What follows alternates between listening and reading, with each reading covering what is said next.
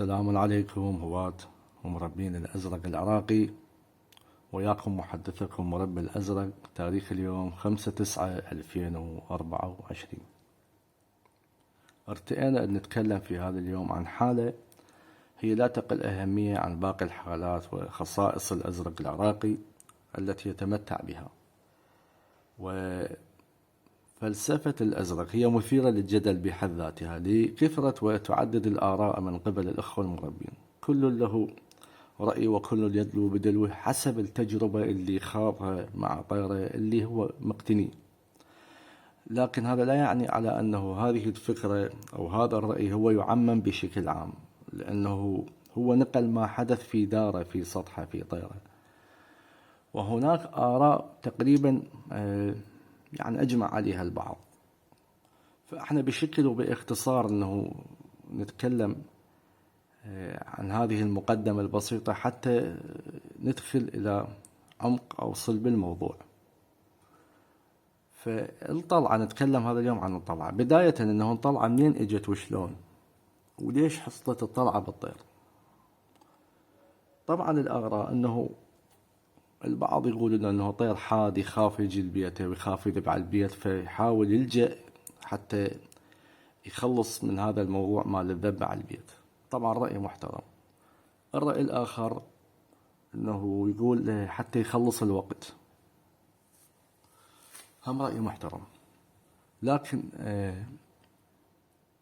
الرأي الآخر حسب اعتقادنا، يعني رأينا الشخص المتواضع، أنه هي صفة من الله سبحانه وتعالى وضعها بهذا الطائر حتى ما يكون ملل للمربي اللي راح يقتني هذا الطير، ما يكون عنده ملل إذا طيره داير ما دايره النهار كله فد 10 ساعات 12 ساعة ويفتر داير ما دايره. للعلم اكو طيور يقول لك مثلا الرأي الأول أنه طيور حادة ما تجي للبيت حتى ما تذب، بالعكس اكو طيور باردة تطلع أزيد من الطيور الحادة. يعني طير حاد يشوف النهار كله ما ذاب ذبة ذبتين، وصحيح أنه حاد هو فعلا، والدليل أنه ما جاي يذب على البيت، ولكن طلعته 10 دقائق 8 دقائق. وطيور باردة وبيها يعني البرود واضح لكن تطلع 30 دقيقة. فشوف المفارقات هذه اللي الله سبحانه وتعالى واضحها بالأزرق، واللي ما حد قدر يوصلها لحد الآن. يعني الأغلب هي تكهنات ورؤى من خلال ما يمارسها طيره بسطحه، فهو ينقل الحالة اللي صارت عنده بسطحه ويحاول يوظفها ويقدمها على طبق من ذهب للأخوة الجنة، ويقول هاي الحالة صارت عندي بسطحي فأنا أبني على الحالة اللي صارت عندي. لكن كقضية خضعت إلى مختبرات علمية ودراسات وتوصلت بنتائج وحقيقة، أعتقد إلى الآن لم نصل إلى هذا المستوى. مجرد رؤى تطرح من خلال ما يشاهد الطير أو ما نشاهده بالطير. فهذه الآراء بعجالة هي هذه اللي تطرح للساحة. نجي هنا إخوان النموذج الواضح أمامكم. الاتجاه الأول هذا رقم 1. الاتجاه الأول اللي يسموه الصد والرد، عفوا اللي يسموه السايد الواحد أو الرون سايد أو الاتجاه الواحد. احنا معنونين الاتجاه الواحد لكن إلى عدة مسميات من مدينة إلى أخرى. نجي نشرح هذه الحالة الأولى. هاي الحالة إخواني اللي هي هذا مكان الانطلاق، يعني معنونين إنه البيت مال الطير، فيروح بهذا الاتجاه يطلع يغيب عن النظر من 18 دقائق إلى ما فوق ويرجع بنفس الاتجاه. هذا نسميه احنا الاتجاه الواحد، وهذا دائما ما يكون اتجاه ممل لأنه يحفظ هذا الاتجاه. أنا أحد السنوات طالعين على طير، فأول طلعتين 3 حفظتهن، يعني الدائرة مالته حفظته. بعدين اجى أحد الأخوة العصر قال طلع الطير هيك، قلت له لا راح يروح على اليسرى، راح يغيد يسرى ويطلع قبل. قال شلون؟ قلت له مو حفظتهن يعني أنا من الصبح لسه أراقب بي. وبالفعل راح باتجاه اليمين شوي أخذ يسار وطلع قبل. فهاي النوعية تكون نوعية الطلعة دائما ما تكون مملة غير مرغوبة عند الأخوة الجناية. احنا نتكلم على عجالة حتى الفيديو ما يصير بيه ملل يطول ويصير بيه ملل. فهذه قلنا الاتجاه الأول، واضح المعنى إن شاء الله أخوان. نجي للاتجاه الثاني اللي أطلقنا عليه تسمية الاتجاه البيضوي. طبعا هنا لصغر الصبورة ما قدرنا ناخذ مساحة بالمرتسم، لذلك أصبحت هي دائرة، لكن هي بالأحرى راح نبينها. هذا مكان الانطلاق، يعني مكان الانطلاق اللي احنا نسميه سطح الطير أو بيئة الطير اللي ينطلق من عند الطير. هاي النقطة الدالة. مكان الانطلاق هذا اخواني هو الطلعة الثانية، هو عبارة عن شكل بيضوي. شلون يعني عن شكل بيضوي؟ إذا تحقق النظر شوي وتتأمل يعني فكرة كم يكون الطير راح يطلع منه، هذا مكان انطلاقه، راح يجي يسوي طلعة منه، فيسوي على شكل بيضوي نصف دائرة أو شكل بيضوي، راح يجيك من الظهر، يعني يطلع من شوف عينك انت تشوف انه طلع قدامك بعد ما شفته، فراح يكون توهج عندك. توهج منين راح يجي؟ يجي من اليمين، من الشمال، من الخلف، فيطلع من الأمام يجيك من الخلف. هذا نسميه احنا الطلعة البيضوية أو نصف دائرة. دائما ما يطلع من اتجاه يجيك من الاتجاه الآخر من الخلف. وهذا أيضا يعني نوع من أنواع الطلعة المرحب بها واللي مرغوبة عند الأخوة المربين. نجي للاتجاه الثالث.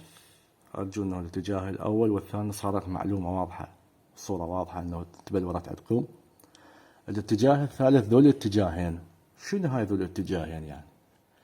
هنا قلنا مكان الانطلاق، هاي الدائرة الزرقاء اللي هي مكان الانطلاق. هذا الاتجاه أرغب من الأول والثاني. الاتجاه الثالث أنا مسويه ستيب باي ستيب، سلم تصاعدي، يعني بديت بأضعف اتجاه وختمت بأفضل اتجاه حسب الرؤية اللي أنا يعني رؤيتنا المتواضعة.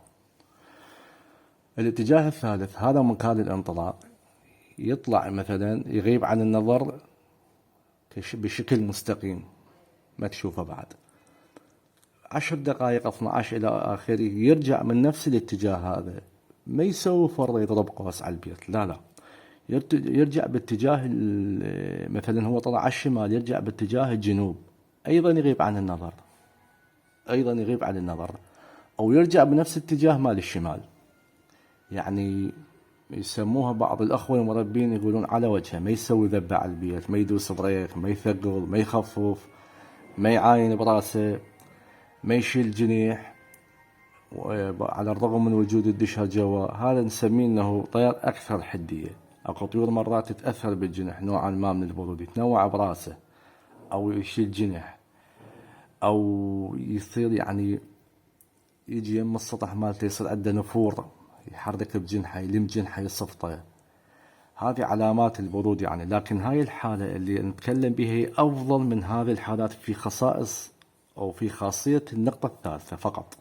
هذا الكلام يخص النقطة الثالثة فقط، انه طير من يطلع من مكانه هذا وغاب عن النظر واجا من نفس المكان، ما سوى نص قوس ولا سوى دائرة ولا خفف ولا رجع، مباشرة طلع بالاتجاه المغاير اللي هو باتجاه الشمال، ايضا غاب عن النظر، يعني سوى طلعة باثنين، طلع منه او رجع بنفس المكان. وطبعا مرات يتحايل يعني يجي من يفاجئك من مكان اخر.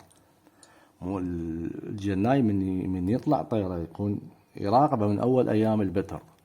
طبعا هو راح يمر بمراحل متغيره حسب نوع الذيل، مر بأذيل الى ذيل، راح تصير تغيرات بالطلعه، فيحسب او يراقب طيره انه منين يطلع او منين يجي وكم مره يسوي الطلعه وش قد وقت الطلعه، ومن يسوي طلعه يذيب لو ما يذيب، والاتجاهات اللي يسويهم يركز عليها دائما بالطلعة وين بيا مكان. فلازم الجناي يلتفت لهاي الأشياء ويحفظها. فقلنا هذا يطلع منا ويجي منا، يستهدف مرات بدون ذبة يسويها، يعني أغلبها دائما بدون ذبة إلا ما ندر. فهذا الاتجاه الثالث. أعتقد شوية هو شوي معقد الشرح مالته، لكن بالفيديو راح مرة اثنين راح تصل الفكرة. نجي للاتجاه الرابع، الأربع اتجاهات، وهذا محبذ عند الأخوة الجنة والجميع يروم إليه. هنا محط الانطلاق، هذا مكان الانطلاق، النقطة اللي بالنص. عادة أكو طيور يعني أول ما تفتحها الصبح مباشرة يعني هي مقلاع، هو سوى لعب، هو سوى طلعة للأمام باتجاه الشمال، راح يغيب عن النظر. يعني خصوصا اخوان اكو طيور مرات تفتحها الصبح الساعة 45 دقيقة يلا تجي، عكس اكو طيور مثلا بيه يواكبها البرود اول الصبح تبقى موالفة وتبقى محوصرة على البيت 10 دقائق ساعة اقل اكثر، بعدين تقوم تسوي طلعة الى ان يخدر جناحها وكأنما مضروبة. سبحان الله، يعني الامثال تضرب ولا تقاس، نشبه بهالشكل هذا كأنما مضروبة بثدين. فترة من الزمن، يعني فترة من الوقت، ساعة الزمان ساعتين ثلاثة يلا تبدي تمارس طلعتها وتبدي سلم تصاعدي إلى أن ترجع لوضعها الطبيعي. وأكو طيور عكس ذلك، يعني هاي شايفيها بعيوننا احنا، هذا من نتكلم بهذه الأمور يعني يشهد الله شوف العين. هذا أكو طيور السنة أول ما تفتح هسه وطلعة ما تطبق لا ويا أقرانها ولا بأي شيء، فيطلع 45 أكثر أقل، حتى مرات يكون وارد الشك انه وين راح الطير هذا. فمن يطلع من هذا الاتجاه باتجاه الشمال راح يكون عندك حسابات منين راح يجي الطير، يجي بنفس المكان الشمال شرق جنوب غير.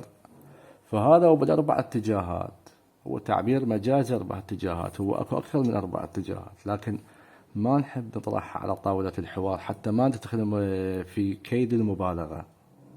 يقول لك شنو هاي اكو اكثر من 4 اتجاهات. اكو اتجاهات يعني ما تقدر تحصيها، هو الطير يحيرك منين يجي ومنين يطلع، يعني طيرك طاير بسطحك وانت وياه من البتور مواكبه لحد الياباس 45 الى 50 يوم، يحيرك منين يطلع ومنين يجي، ما تقدر تستقري. هاي عنده فد حدية خاصية بالطلعة، يعني الله سبحانه وتعالى وضع فد خاصية عنده بالطلعة تختلف عن أخواته وتختلف عن أقرانه، فيكون مميز من هذه الناحية. فمن يطلع من هذا الاتجاه ويجيك مثلا من اتجاه آخر يفاجئك يطلع بهذا الاتجاه أو يطلع بهذا الاتجاه أو بهذا الاتجاه. فبالإجماع أنه هذه ال4 اتجاهات أو 5 أو 6 اتجاهات هي مفاجئة للجناي، ما يعرف الطير ماله منين راح يطلع ومنين راح يرجع. فهذه دائما ما تكون محبذة عند الأخوة الجناية، وطيور يعني حقيقة مرغوبة أنه طيور تعامل بهالطريقة هذه، وطيور دائما الطيور الحادة تتمتع بهاي الخصال. يعني نجي للشكل الخامس، الطلع على شكل دوائر. هسه قد يكون هذه الطلعة ما مطروقة أو ما مسموعة عند البعض لأنه هي قليلة، يعني ما متوفرة بغزارة بالطيور، يعني بتطلع أو تظهر بنسب نادرة. مكان الانطلاق قلنا هذا اللي أشرنا عليه، هذا مكان الانطلاق إن شاء الله واضح.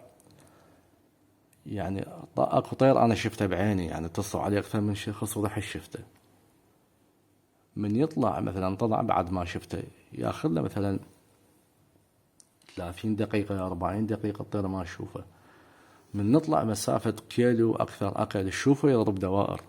سبحان الله، تقول طير بصورة يعني بخلل، يعني شكينا بالبداية أنه بمشكلة، يعني جزء بصورة قوية والطير شلون يفتر دوائر.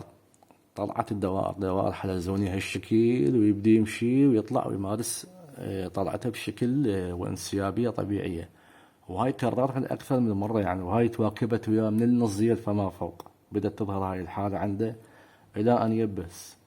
فهذه هي نادرة قلنا، وأكو طلعة حتى بعض الأخوة يعرفوها على شكل رقم 8 بالإنجليزي يعني، بس هي هاي يعني صدفة تصير على شكل رقم 8 بالإنجليزي يطلع، وطيور حلوة هي هاي، يعني طلعات حلوة تصير. هذا الاتجاه الخامس. نجي للاتجاه السادس، الصد والرد. هذا مكان الانطلاق اخوان، اتمنى يكون واضح.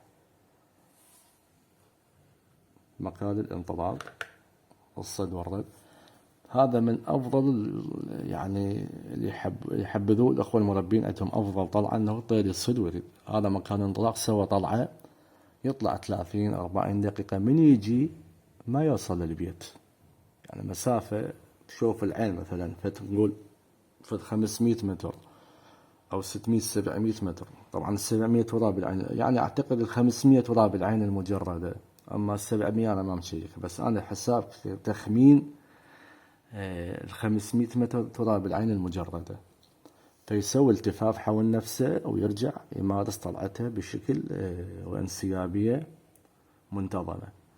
وأيضا يفاجئك بظهوره يعني بعد رجوعه للبيت، ما تعرفه من يا جانب أو من يا اتجاه راح يرجع، ما تعرف منين راح يطلع ومنين راح يرجع يعني.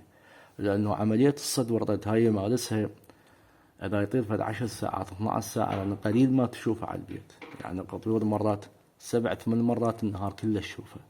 تجي وقت الذبة ما تغث نفسها، الذبة ذبتين 3 وتنزل. يعني شوف هسه هذه هنا هم يراد لها شرح وافي، هذا انه يعني الطيور اللي ما تجي الذيب وتسوي صد ورد نعتبرها طيور حادة. ليش بالمنزال ذبة ذبتين ما تغث نفسها وتنزل؟ لسبب واحد، انه انهكت بالمطيار بالتايم والجهد المبذول من عندها اللي بذلته خلال مرحلة الطيران. لأنه طالما هي خارج بيتها وطايرة برتم عالي وجاهدة نفسها وتركيبتها وتركيزتها يعني وتراكيزها اللي بالصفات هي مختلفة عن أقرانها، فلذلك يعني أنهكت، فيخلي له صبير فد 10 دقائق من الوقت يعني يحسب إنه هو يجي ينزل بيهن. فهذه بشكل يعني على عجالة شرحنا اتجاهات الطلعة، بغض النظر قلنا اكو اشياء ما تطرقنا لها اللي هو يطورن والسرحي. الى فد فيديو اخر ان شاء الله نوضحه بالمستقبل حتى ما يطول الفيديو، وان شاء الله تكون الفكرة وصلت نوعية الاتجاهات مال الطلعة. حياكم الله.